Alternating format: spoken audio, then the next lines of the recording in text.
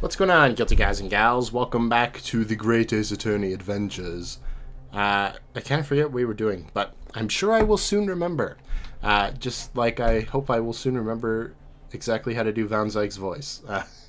Regrettably, madame, that is the modus operandi of the accused. And it's such a pretty little park, too. What a scoundrel. Still, maybe it's all for the best. Wait a minute.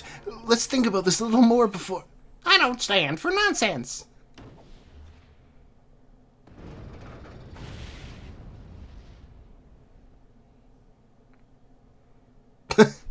Donk. That was it. The last juror's decision.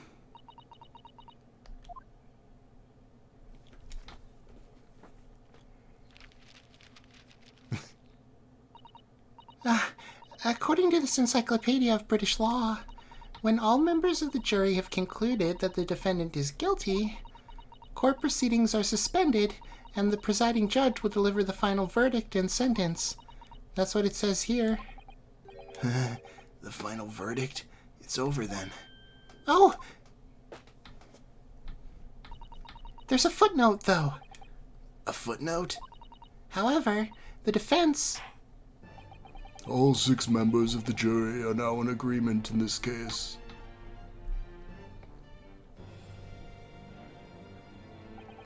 Allow me to convey my respect for your swift and righteous decision. According to the laws of this country, I will now conclude the trial. By delivering my final verdict, I trust there are no objections. Sato, hurry up and say the thing you were going to say. Mr. Sato, just tell me one thing. Oh, yes? You were in the middle of saying something before. The footnote in your Encyclopedia of British Law. However, the defense... What did it say next? Oh, yes, of course. One moment. When all members of the jury have concluded the defendant is guilty, court proceedings are suspended, and the presiding judge will deliver the final verdict and sentence. Then, the footnote says, however, the defense has the right to demand a summation examination of the jurors at this point. I don't know what that means, but I guess we gotta do it. Objection! Objection! A summation examination? From which century has that tome you have there been resurrected? Ah! Judging from the binding, I would say that book is at least 50 years old. Any modern text on British law wouldn't even give such an antiquated procedure a mention. It's a relic, long forgotten, and certainly no longer practiced. So, you're out of luck. Oh. What even is it, Mr. Sato? This so-called summation examination. Oh, one moment, and I'll read about it. You would demand the right to a procedure before you even understand what it entails? Typical Nipponese. How is it? All right, Mr. Naruhodo, I think I understand. It seems that under this procedure, we would be able to appeal to the members of the jury. To do what, exactly? Appeal to them to change their leaning and reverse their decisions. And it says here that, if successful, the proceedings of the trial must be resumed. Make them reverse their decisions? Yes, in times gone by, barristers would use a summation examination to attempt to influence the jury's decision. But that procedure became something of a formality with no practical benefit, really, so it rather fell out of use. I wonder why. Because it was devoid of purpose. Changing just one member of the jury's mind would be hard enough, let alone several. No self-respecting defense barrister would ever assert his right to try it in this day and age. Well,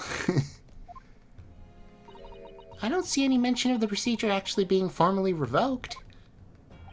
What are you suggesting? I'm suggesting that, although it may be antiquated and largely forgotten, it isn't yet extinct. What do you think, Mr. Naruhodo?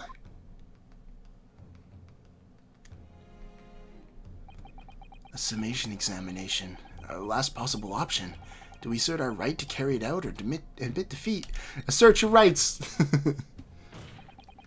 The defense wishes to assert its right to a summation examination, my lord. Objection.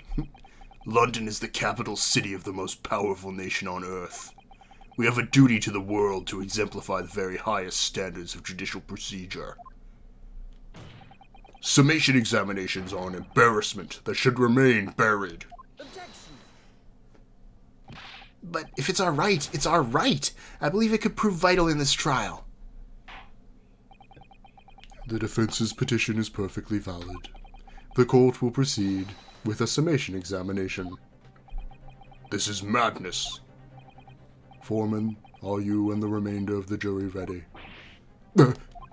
Well, I'm not, there was no mention of this in the letter I received, you see, so... All members of the jury will be asked to explain on what grounds they have reached their decision. On what grounds? You must all justify your decisions and explain why you believe the defendant to be guilty. Well, my lord, you're rather putting us on the spot. This is most irregular. No mention was made of this before. Don't really hold with all this justifying, Lark. That seems to have thrown the jurors off. It seems none of them have experienced this before. All right then, the summation examination. A defense procedure no practicing lawyers attempted for years, is it? Well, just maybe, it might be the opportunity we've been looking for to turn this trial around. Yeah, let's do it. Grill these jury members. So be it then. Ladies and gentlemen of the jury, the court hereby calls upon you to state the grounds on which you find the defendant, Magnus McGilded, guilty of this most serious crime.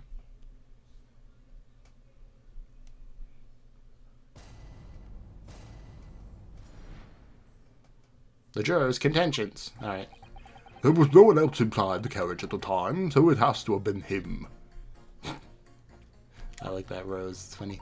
I trust the driver. He has an excellent memory, it seems. 4 passengers with fares totaling 20 pence. He stuck the chap next to him just like this. Brazen, I must say. Absolutely brazen.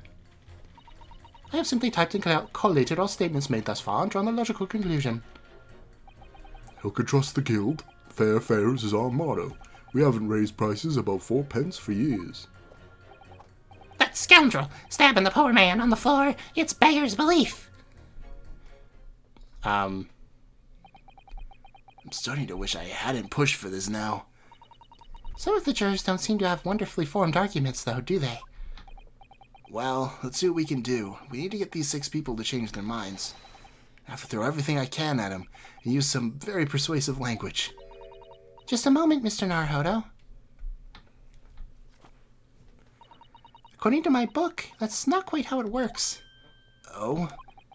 I thought I was going to have to thaw their icy minds with some heartwarming rhetoric about the defendant. Unfortunately, once the jurors have decided the defendant is guilty, they're unlikely to heed anything the defense says. But then... They've reached their conclusions by their own reasoning, you see. Your pleas will sound like excuses. In fact, it could recoil on you. The more you try to persuade them, the more entrenched they may become. Then what on earth am I supposed to do? Oh dear. I'm just citing what I've read about British law, Mr. Naruhodo. Right, I'm sorry. Do you have any idea how to make this work, then? It's happy again.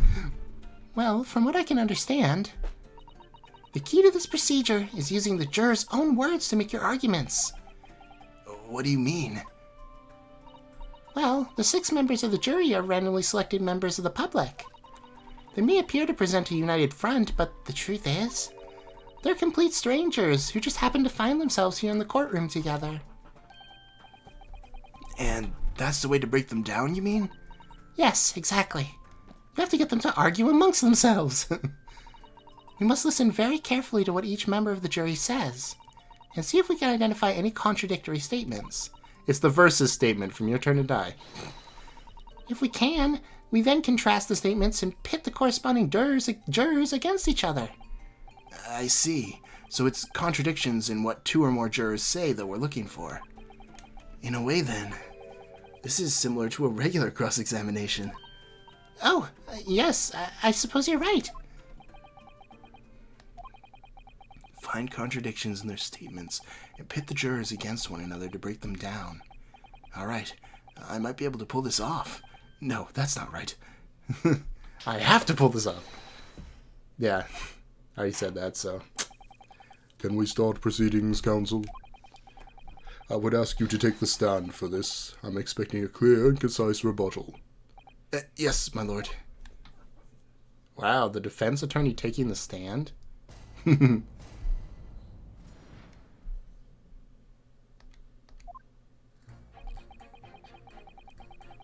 A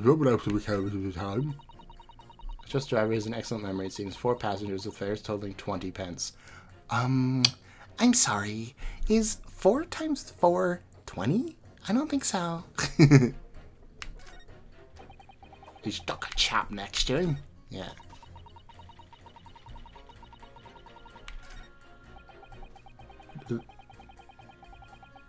Yeah. Okay. And then press X again. Those two statements clearly contradict each other.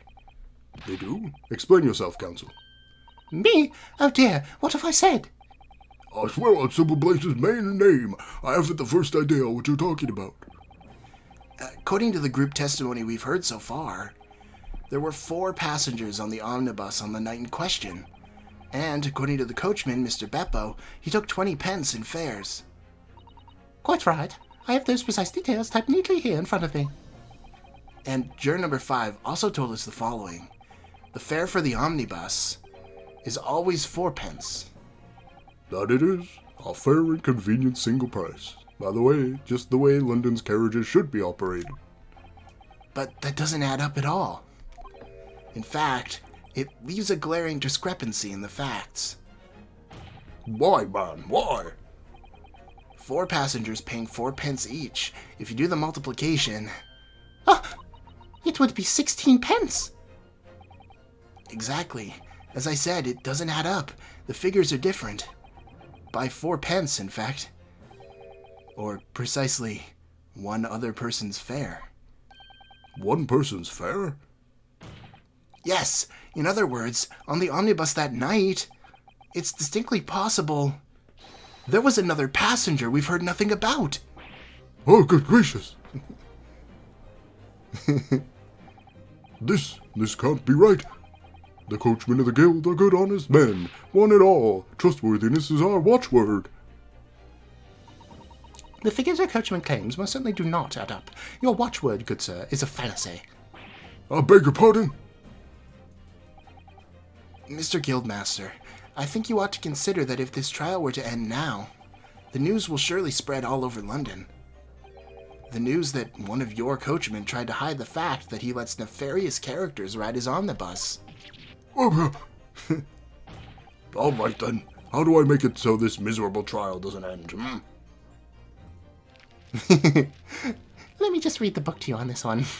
Well, according to my book here, you simply launch a ball of fire into the innocent side to set the scales. Hold the horses there, coachman. We were all in agreement. Why do you have to go and... Wait till I get my hands on you, Beppo!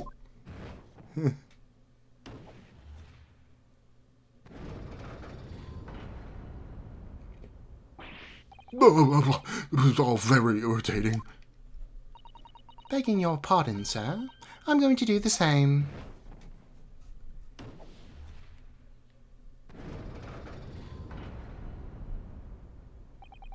For the love of Mike! Who's Mike? There's a lot of mysterious Mikes these days, huh? Not you as well. A penny can be the difference between a smile and a tear, after all. I certainly can't put my trust in someone who doesn't follow my exacting standards in financial matters. Oh, really? I, for one, think it's only proper that we hear from the witnesses again. Oh, Oh, well done, Mr. Naruhodo, you did it! If we can manage to change 2 more jurors' minds, we can force the trial to continue. 2 more? Actually, there is something else that's bothering me about a couple of their assertions. Then that's where you must strike next. So I need to pit 2 more jurors against each other and show there's another contradiction in their assertions. Exactly. You can do it. Will you stop reading my mind, please? Well, the scales of justice have shifted, but they still weigh heavy on the side of guilt. Counsel, you have the floor again. Continue with your summation examination. So it's not these two anymore. There was no one else inside the carriage at the time, so it has to have been him. Stuck a chap next to him, I guess. Yeah. I simply typed and collated the statements made thus far and drawn the logical conclusion. I'm probably going to have to press them. Never mind. A poor man on the floor?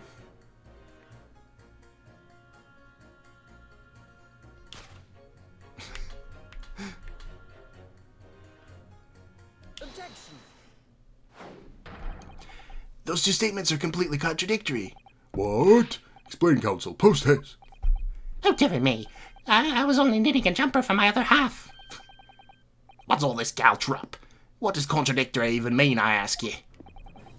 We've heard from more than one witness that they allegedly saw the actual moment when the defendant stabbed the victim. Now, out of curiosity, juror number 3... What? Can't you see I'm busy here? How would you say the defendant stabbed the victim? What sort of motion was it? Want to test me, do you? It was like this. Stuck the fella next to him without even getting up. Just like the prim banker saying. Yes, that was Mr. Fairplay's testimony. Quite true. Now then, juror number 6... Oh, is that me, is it? What can I do for you, young man? How would you say the defendant stabbed the victim, madame? Oh, well, dear, as far as I understand it, it was like this. He stabbed the poor man after he'd collapsed onto the floor. The coachman said so. Now don't move! Take a look at these 2 jurors. He stuck the fellow next to him without even getting up, and he stabbed the poor man after he'd collapsed on the floor. Well, I'd never. They're stabbing in totally different directions. What? Bless my stitches! What a muddle! What this tells us is that there's a strong possibility one of the witnesses isn't telling the truth. Oh. But why? Why the dickens would I lie? I don't know that yet, but what I do know is that if the trial ends at this point, we may never find out, and we may never know the real truth. Ladies and gentlemen of the jury, can you really let that happen in all good conscience? Lies, you say? Oh, dearie me. Trials are so complicated. I can't abide people telling lies.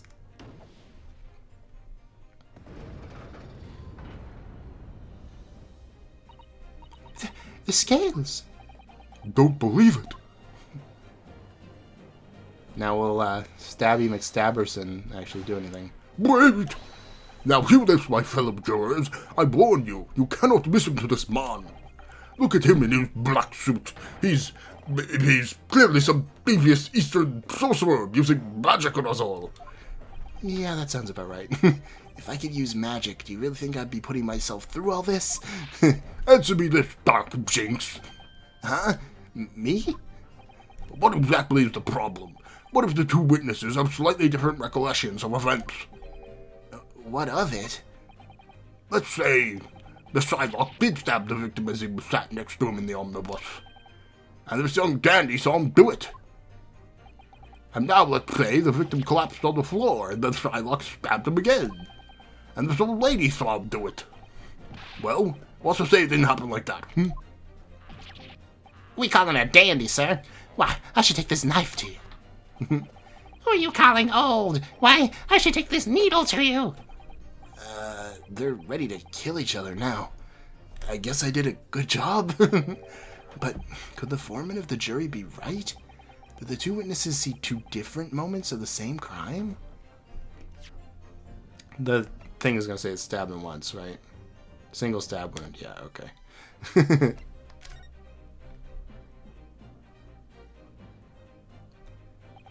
Unfortunately, Mr. Foreman.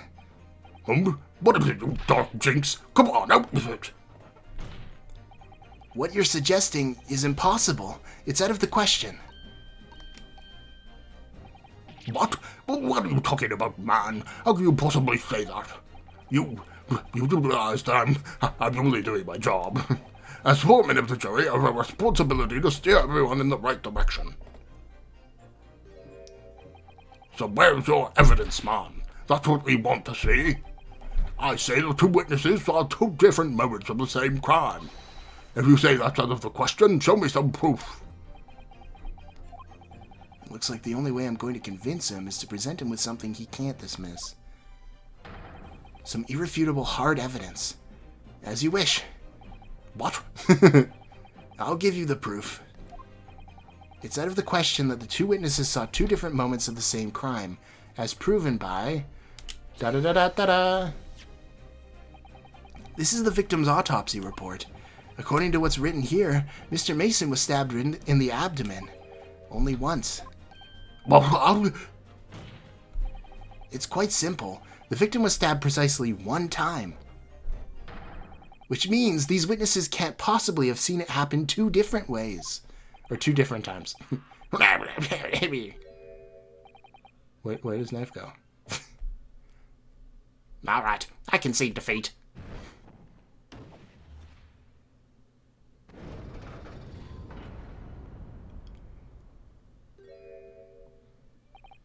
Wait, that means 4 jurors are now leaning to not guilty. We've done it, Mr. Naruto. We've won. Sort of. what are you playing at, you dandy fool? Shut your trap, sir. No one deceives me. But we had a consensus. Say, shut your trap. I know a lie when I see one. And if the chap ever dares to cross the threshold of my shop, I'll take this razor-sharp blade and shave every last hair off his head. Oh, God. Please tell me he's a barber. Well, in a quite remarkable turn of events, the defense's summation examination has flipped the balance of the scales of justice. The jurors now stand at 2 for guilty and 4 for not guilty. It's time to tip the scales. Okay. Accordingly, there's no longer a large enough majority among the jury for me to adjudicate, and the trial must continue.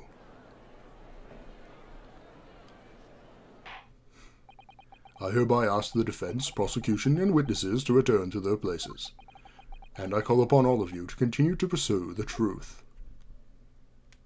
All right. I'm sure Van Zykes will be happy about this. So, Lord Van Zykes, continue to substantiate the case for the prosecution, if you please. After my next drink.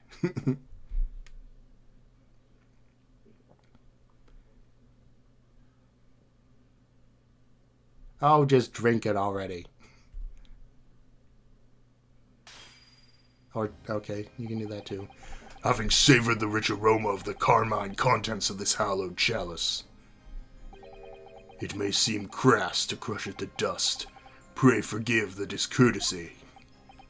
Lord Van Zykes? Brr. Is it cold in here or is it just me? I'm giving you an icy glare. As your antiquated tome no doubt says, the prosecution may not speak during a summation examination. So, I honored a deathly silence and listened to that charade. It seems I overestimated the intelligence of the jury. Well, I'll be. Well, no matter. There's nothing so hard to prove as a self-evident truth, it would seem. No, and why else would we grace the courtroom with our presence after all? So, let us proceed to the next round of battle. Okay. Bring forth the witnesses once more. Is somebody gonna pick that up? Beppo almost tripped on it. No, I did. Witnesses, I trust you heard the summation examination we've just had to endure. Oh, yes, sir. That I did, sir. Of course I heard it. Oh, yes, sir. I heard it. You, sir, on the end, the coachman. I believe it's Beppo. Yes, sir. My lord, sir. If it transpires that your previous testimony, you were attempting to veil the presence of a fifth passenger on your omnibus, you will be found guilty of perjury. You are advised to bear that in mind, sir. Oh mio Dio. Now then, witnesses, I hereby call on you to testify before the court again. You will explain the various misgivings brought to our attention by the defense's summation examination. Here we go. God, there's so many voices to do in these trials. 3 witnesses, 5 jurors, the judge, Van Zyke, Sasato, and Ryusuke. Various misgivings. I only carried 4 passengers that night. I swear it. Well, I for one was told I had to pay 5 pence for the bus. He fiddled us on the fare, he did. And then I saw that blood-curdling sight as well. It's all too much. I tell you, I saw McGilded stabbing that man. Everything I said before stands. Oh, yes, he stabbed him. Yes, he did. I think so, yeah. Counsel, make sense of this for me, please. The phantom fifth passenger conjured into existence by my learned Eastern friend never existed. The confusion has arisen from the coachman's sly little cousinage. I don't know that word, but hey. Beppo, explain yourself. I'm terribly sorry, Guildmaster. Look, I have eyeballs. The guild's fare is 4 pence across the board. You know that. Am I to understand that you've been overcharging our passengers by a penny a fare? It's so cold, and the last run of the day is always half empty. You have been dishonest, coachman. I'm so sorry. You're a disgrace, Beppo. A disgrace. And your selfish actions have brought dishonor on the entire guild. If I may, sir. I had to pay 10 pence on the bus just last week. What? 4 passengers at 5 pence each is, yes, 20 pence. I've done the arithmetic 10 times already, but I just can't make the result come out differently. No, that figures. Well, it would appear that one of the aforementioned misgivings has already been explained. So, counsel for the defense, your cross-examination, if you please. We've already had the pleasure of a protracted summation examination today. I see you intend to continue this parlor game. Absolutely. Hey. I wasn't the one that made this courtroom into a circus. That was Beppo. I guess that's why they call me Beppo, like a clown. I only carried 4 passengers then, I swear. But, let's see what they have to say. So, there were only 4 passengers on your carriage, but you didn't charge them the standard 4 pence fare? Is that right? It's impossible to make the last run of the day pay. I was so cold. It was all I could do to stop myself from passing out. I'm getting chilblains just listening to you. It's terrible. So I wanted to give myself a pat on the back for even keeping the bus running.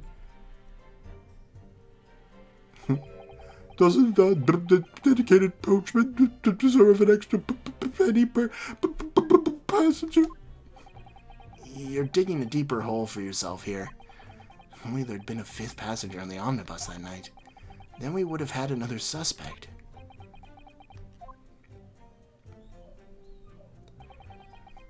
Well, I for one was had to pay 5 pence for the bus.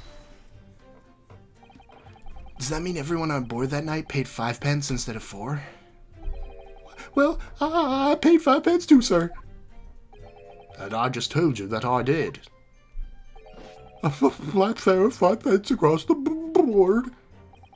It's not something to be proud of. The so-called discrepancy my learned friend identified was nothing of the sort. Dios mio. Much like the phantom killer you so desperately needed, it's gone, dead and buried. I'd have been happy if it had ever existed in the first place. He fiddled us on the ferry, did, and I saw that blood-curdling sight as well. It's all too much. This blood-curdling sight? You mean the murder, I presume? Yes, sir. A loathsome sight. No one should have to witness the horror in the eyes of a man the moment his life is taken. Oh, well, not exactly, sir. I mean, I didn't actually see the exact moment the gent was stabbed. Good gracious! Really? We have another witness who did, however. The banker's already testified to it. But Mr. First didn't actually see the point at which the victim was killed. That may turn out to be very significant. I heard the banker gent next to me take a sharp intake of breath, see? That's when I looked through the glass. That's when I saw that horrible blade poking out from his belly, all covered in blood. Every time I see a knife now, I can't help screaming, even when I'm eating.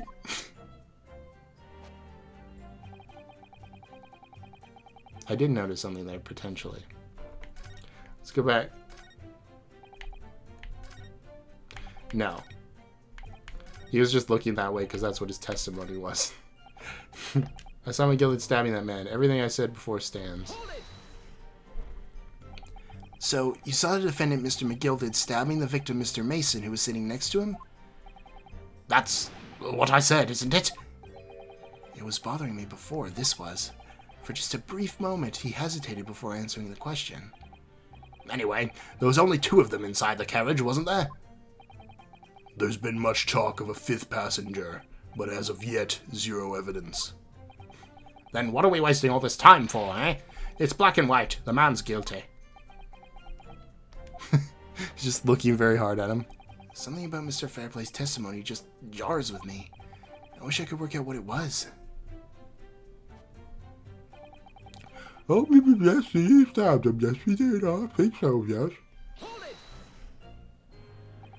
Earlier, you testified that you saw the moment when the defendant allegedly stabbed the victim, didn't you? Oh, yes, that's right. You said that the victim was on the floor and described the assailant holding a knife in an ice pick grip. I suppose I might have, yes, put the cart before the horse, maybe. What's this? Well, I'm quite sure about most of it.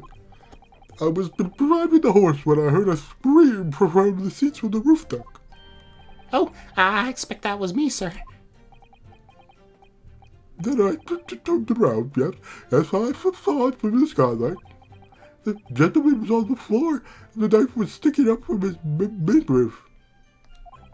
That's right, yes, and the fellow holding the handle was that famous man, yes.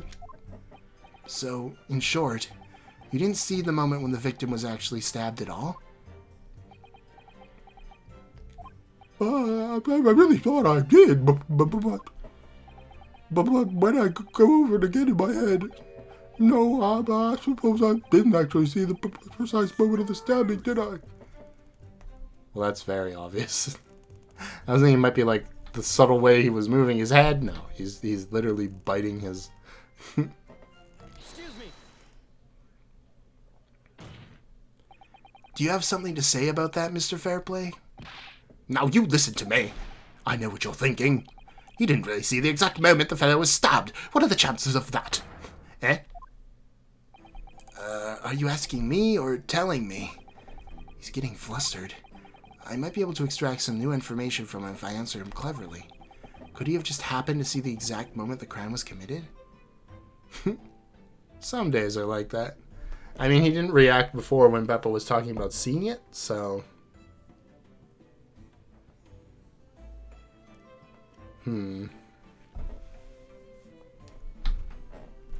But the other one contradicts his testimony, so... I don't know. Well, I suppose some days are like that. Sooner or later, you'll see something you wish you hadn't. So if you're always peeping through a skylight on the top of an omnibus... Peeping? I'm a respectable city banker, I'll have you know. And I know what I saw. I remember it as clear as the Bullrat day. It was a grim scene, I don't mind telling you. Thank you, Mr. Fairplay. Oh, excuse me if I was getting a little hot under the collar there, my lord. I would ask you to supplement your testimony with a clear statement about what exactly you saw. Oh, I can do that all right. I'll tell you just how grim it was. Do you think I'd forget the sight of those blood-soaked hands after the butcher stabbed the man? I would think you would, yes. Objection. Blood-soaked hands? Well, I admit that soaked might be laying it on a little thick, but... But anyway, there was definitely blood all over him. Both of them were covered in it. Well, I'm very sorry to disagree, Mr. Fairplay, but that's a little more than a little peculiar. What? Here are the gloves worn by the defendant, Mr. McGilded, on the night in question. Oh, yes, right. And there certainly does appear to be a sizable dark-colored stain there. But, as I'm sure you can clearly see, it's only on the right-hand glove. Don't bite your cane. Dentistry is bad enough in this day and age. You don't need to make it worse. In short, Mr. Fairplay, your testimony's inconsistent. Oh, but, no, that can't be right. So you're the liar here, then. Oh, That's right. You were quite clear about it. You said it was both hands. Mr. Fairplay, if your last statement was a lie, it calls your entire testimony into question. You say you saw the moment the victim was stabbed, but is that really the truth? oh, I... Objection. It was a simple mistake. You can't justify accusing this man of lying. Yes, it wasn't both hands. It was only one, but the fact remains. The victim's blood was on the accused. Objection. No, Mr. Fairplay categorically stated that he saw the blood all over both hands, which means there's a strong possibility that this witness was deliberately trying to mislead the court. Why? I'm a city banker, for pity's sake. My word should be the gold standard. I'm a gentleman, not some gutter snipe. Upstanding members of society don't prevaricate. Sure. He's claiming to have no reason to lie. But is that really the case? Mr. Naruto, if we had some evidence to explain why Mr. Fairplay might be lying, it could turn the tide in this trial completely. Something to show this man has a compelling reason to lie in his testimony. Oh, I have evidence. My lord, Yes, Counselor? the defense is ready to present evidence. By Jove, are you sure? Yes, evidence that will clearly demonstrate why Mr. Fairplay has a reason to lie in his testimony.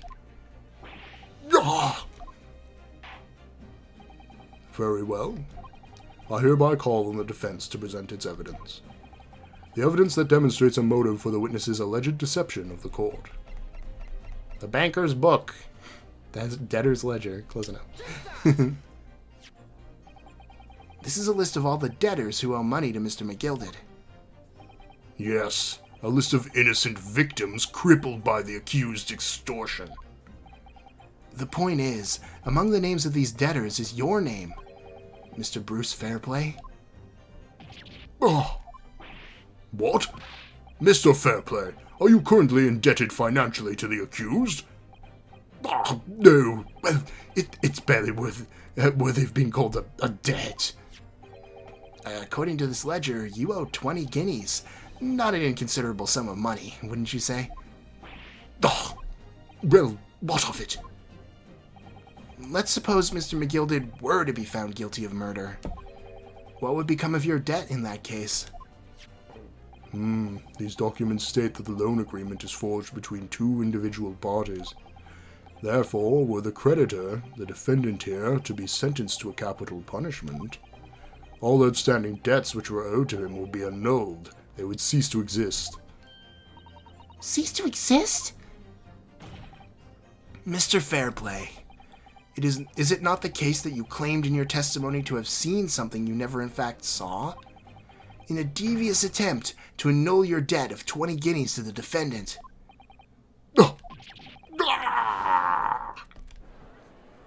Gotti. I've been waiting for that. Jeez. Took us like almost an hour to get there. Hold on. Mr. Bruce Fairplay. Yes, my lord.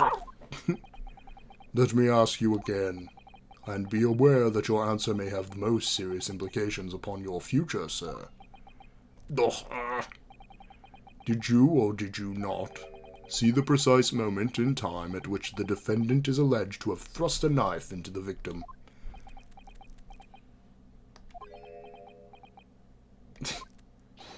Your silence speaks volumes. You did not tell the truth in your testimony.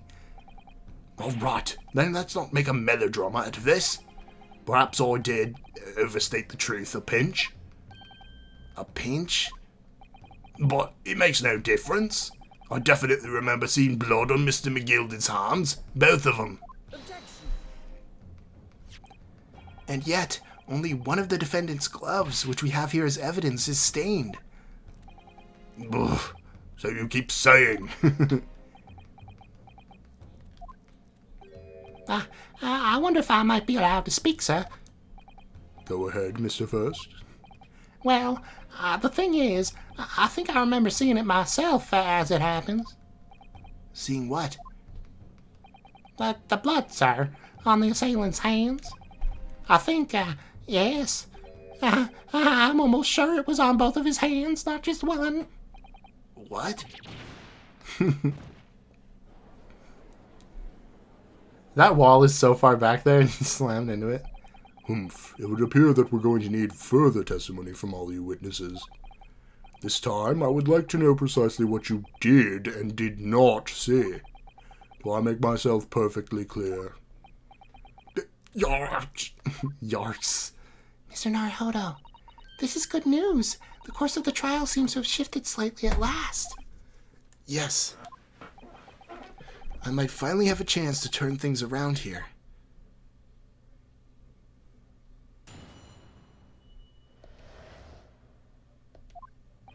There was blood on both hands of the assailant. I sincerely and distinctly remember that. However, I suppose you might say I didn't see the exact moment the stabbing transpired, if that matters. I remember seeing the knife, and I remember seeing both the attacker's hands with bloods on them. Bloods. Whoops. I didn't actually see anything myself. Nope.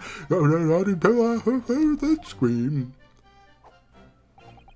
Anyway, the fact remains, there can't have been anyone else inside that carriage, or we all would have seen.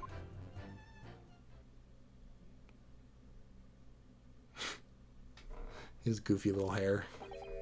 Well, lo and behold. In truth of fact, not one of you was witness to the crucial moment the crime was perpetrated.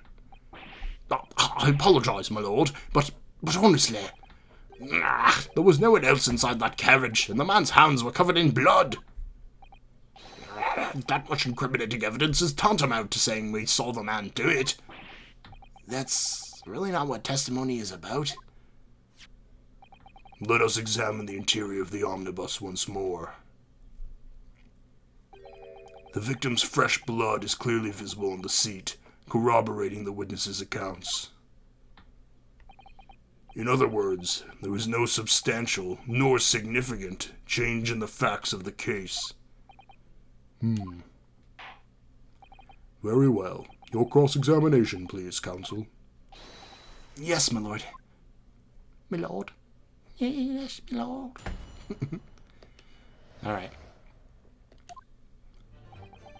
There was blood on both hands of the assailant. Alright. Whoops, I hit present instead of press. No, the evidence tells us otherwise. We have the gloves the defendant was wearing on the night in question in the court record. I'm well aware of that, sir, but nevertheless, I know what I saw and I stand by it. The man had blood on both his hands. He's defiant, even in the face of hard evidence. He's steadfastly refusing to admit that he might be mistaken about what he saw, but why? Your reasoning is dire.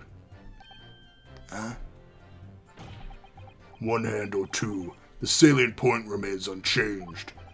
Minutes after the grim crime, the victim's blood dripped guiltily from the accused fingers.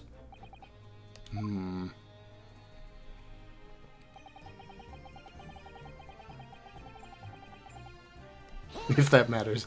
Yeah, it kind of matters. Don't try to downplay this. Whether or not you saw the exact moment of the crime is a matter of fundamental importance, as you well know. Ah, but for crying out loud, we all know no one else could possibly have done it. I was just trying to save us all some time. You have a loan of 20 guineas outstanding with the defendant, do you not? Ugh. Had you hoped to release yourself from that financial burden by ensuring the defendant was found guilty? Well, that's not entirely not what I was hoping for. I just lost a guinea or 10 when I backed the wrong horse in the Derby, that's all. But I was going to win it all back. There's a fixture this weekend, that's a sure thing. A little guinea or 10? I'm a banker. No one bats an eye if I borrow a little spending money for the weekend.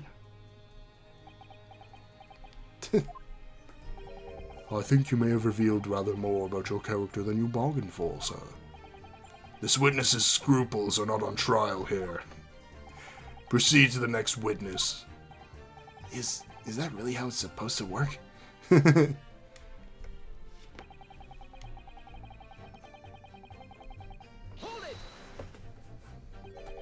You definitely saw that too? Blood on both hands? Yes, sir. I know what you're gonna say. Only one of Mr. McGilt's gloves had any signs of blood on it.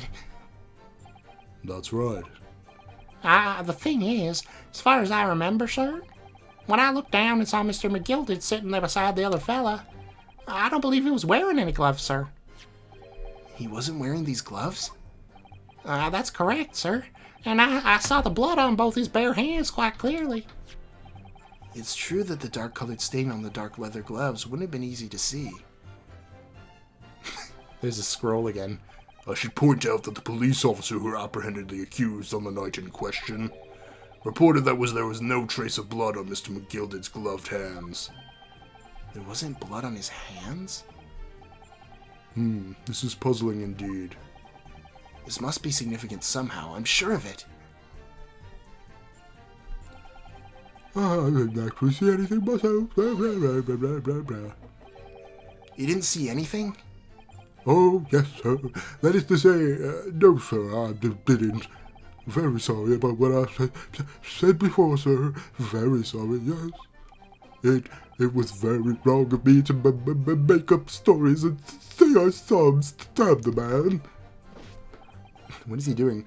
Wouldn't you agree, sir? Ugh, I know what you're insinuating, but I certainly wasn't making up stories.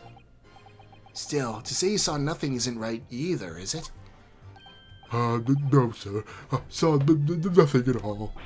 Mr. Beppo, you were driving your horses. At the very least, you must have enjoyed a good view of London streets, no? No? Oh, please. You didn't even see that? It was just so cold that night, you see. It was all I could do to keep from passing out, sir.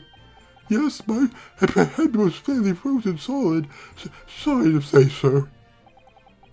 It would seem prudent to avoid travel on the last omnibus service of London's cold winter nights.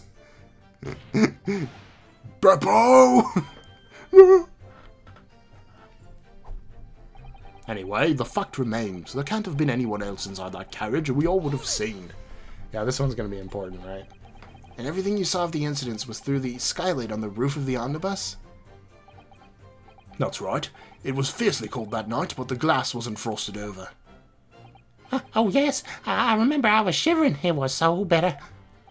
Which rather begs the question of why the pair of you were sitting on the roof deck in the first place. Well, I don't know about this young fellow, but I couldn't enter the cabin. Oh? Why not? It was locked from the inside. I tried knocking, but no one opened the damn door. It was locked? That's right, and it's a public bus service, for pity's sake. That's not what I call fair play. Get it? Yes, I had exactly the same experience. I tried knocking, but the gent inside just gestured me to clear off. So I had no choice but to climb up onto the roof deck and look longingly down at the warm cabin below. Well, I can assure you I wasn't just looking down, I was glaring long and hard. And that's precisely why I can't tell you with absolute confidence that if there was anyone else at all in that cabin, I would have noticed. Unequivocal, I would say. I'm not sure about these two witnesses. Could they really have seen everything inside the cabin through the skylight? I don't think so, right? Because if I, like, go to the friggin' thing and look down from the skylight...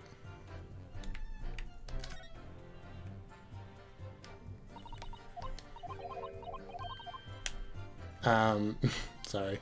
You can only see... It depends on where they were sitting, right? Because if they're sitting here, they can only see forward. They wouldn't be able to see the back side of the bus back here. Unless they, like, were dancing around up here while the thing was moving. So I'm going to say no. Allow me to confirm one thing, Mr. Fairplay. You were riding this omnibus and witnessed the events in the cabin through the skylight on the floor of the upper deck, is that right? That's right, yes. In that case, there's a portion of the cabin interior that would have been out of sight from you. What? By golly, really?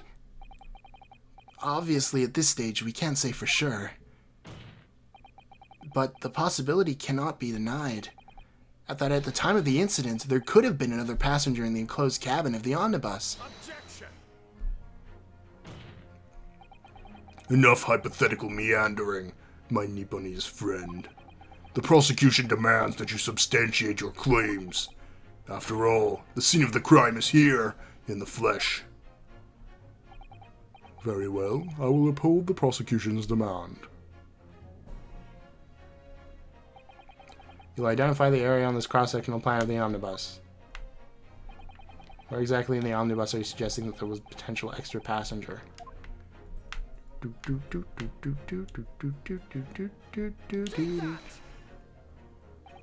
Both rows of seats on the roof face the direction of travel, whereas the seats in the enclosed cabin face each other, which means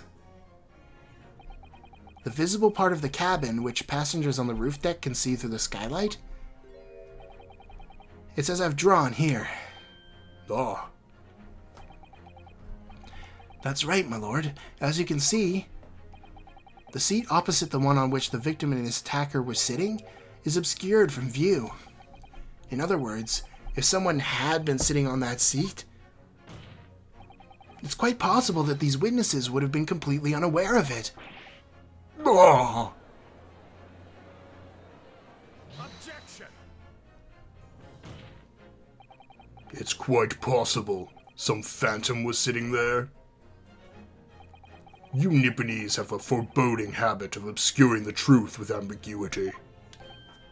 I concur with the prosecution's rejoinder. In a British court of law, evidence is paramount.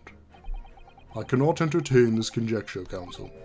That is, unless you're able to put a name to this mysterious passenger for whom you allude. Can you, Mr. Naruhodo? I honestly don't know. Who could it have been?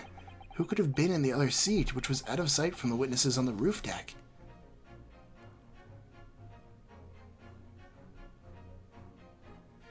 There's no way that would be it, right? There's no way that would be it.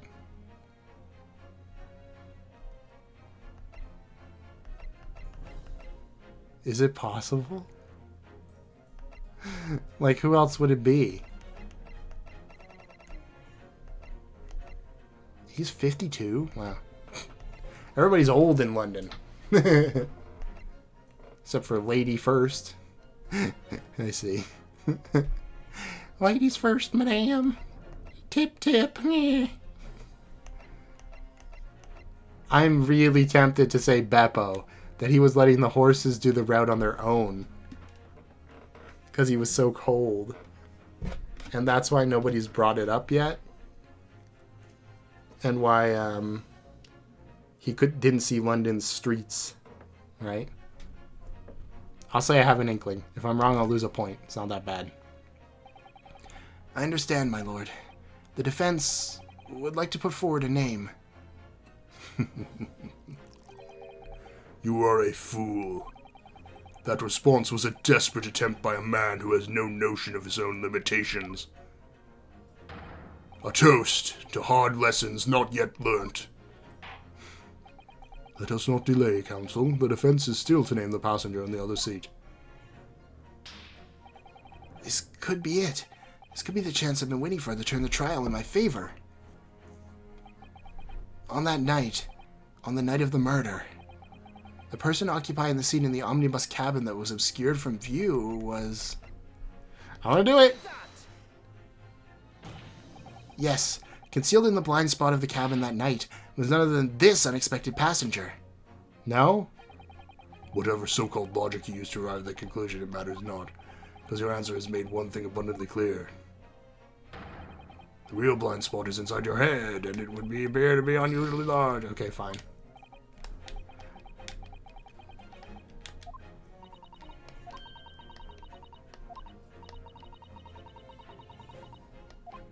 I think it is, in that case, it has to be McGilded, right?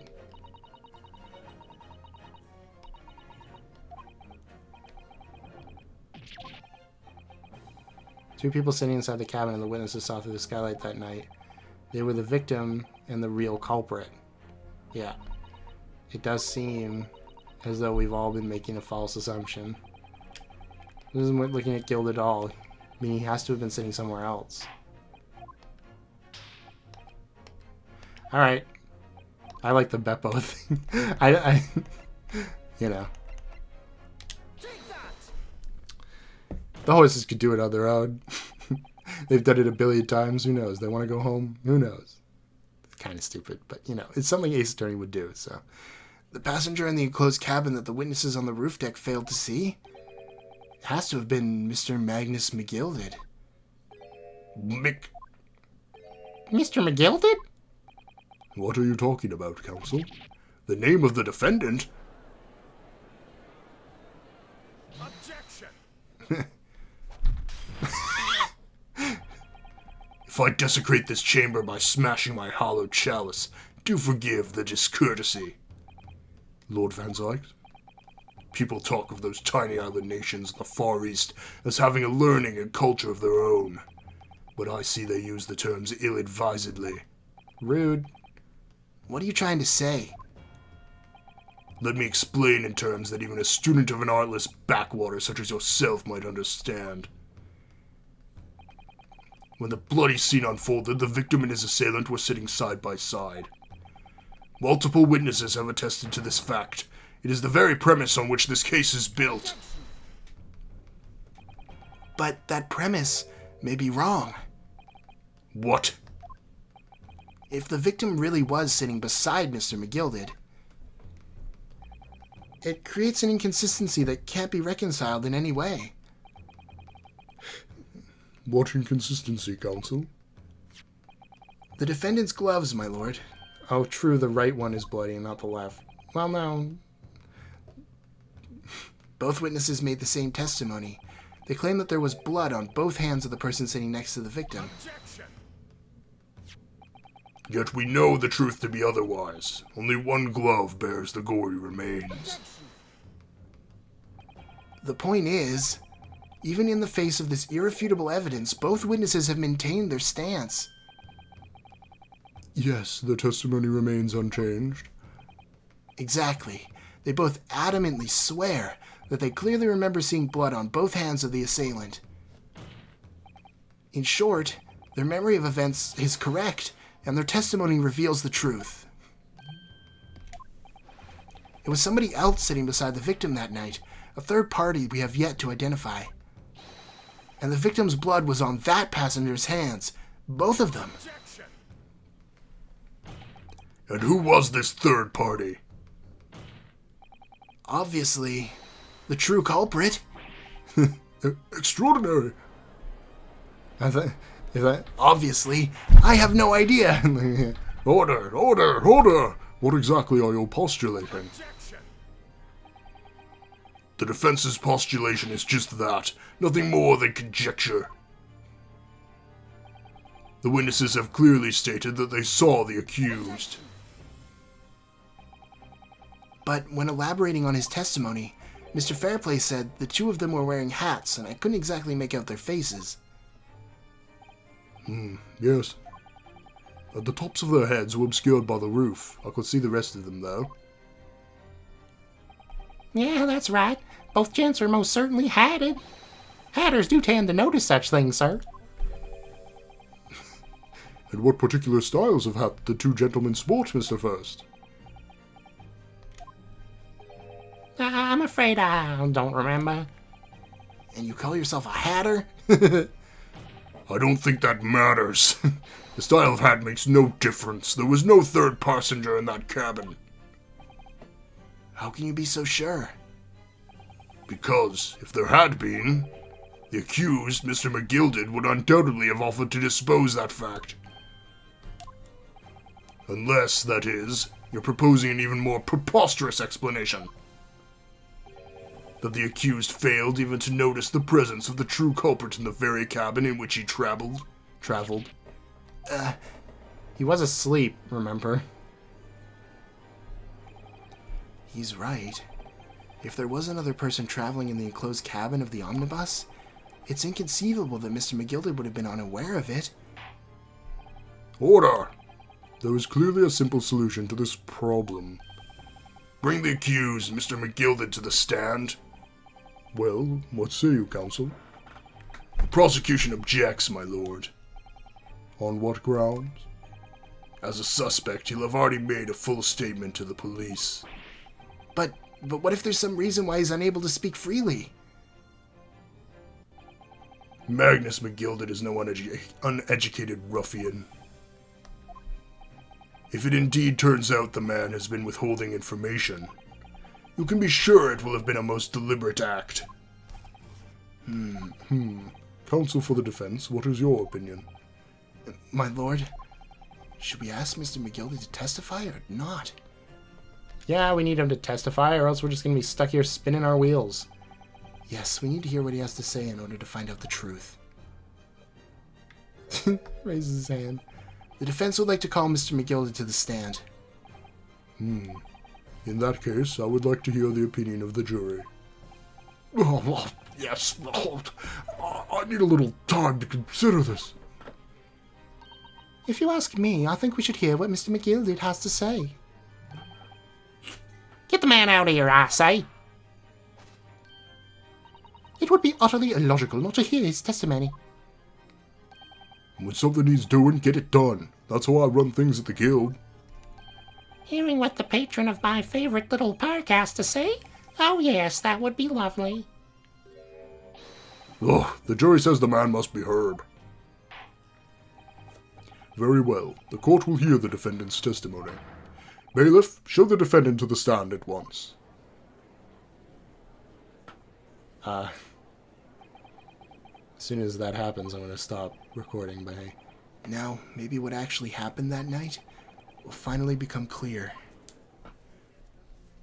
This is going to have an investigation segment, right? Or is it just going to be... Is this, like, first half of the game just... investigate... Or, like, court, investigation, court, and that's it? Like, is there no, like, 3-day trials in this one? That'd be kind of sad, but I guess the sequel would probably have them, right? Let the proceedings be resumed. Mr. McGilded, have you been listening to the discourse of the day? I forgot what voice I did for this man. To be sure I have, my lord. It was something like that. To be sure I have, my lord. That's sort of like the stabby guy up there, though. I don't know. Maybe, you know what? I'll end off here. I'll watch the episode, and I'll be reminded of his voice. All right. Thank you guys so much for watching. Oh, man, that was a lot. Beppo's the real murderer. I don't care what the case says. He was in there on a frigid night, and the horses were driving themselves. Okay. If you did enjoy, like and subscribe. I might have said that already. I will see you guys soon. Until then, Have a good day. I think I did his last time, didn't I? Have a good day. Hit the wrong button. Oh god, I hit the wrong button. Wait.